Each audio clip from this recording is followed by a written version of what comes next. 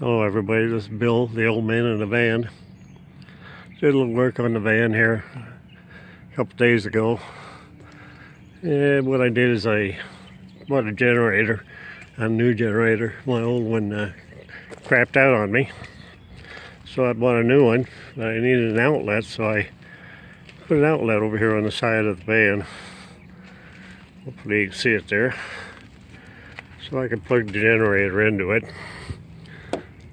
Nothing fancy, just a regular outlet. And inside I've got four different 15 amp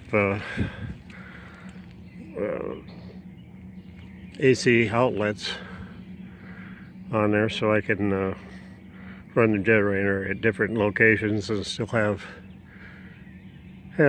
outlets there available. And also, if I hook it to a RV park or something, I can at least hook the thing up. Anyway, I just thought I'd let you see that. Just a little short video. Thanks for watching. See you next time. Bye.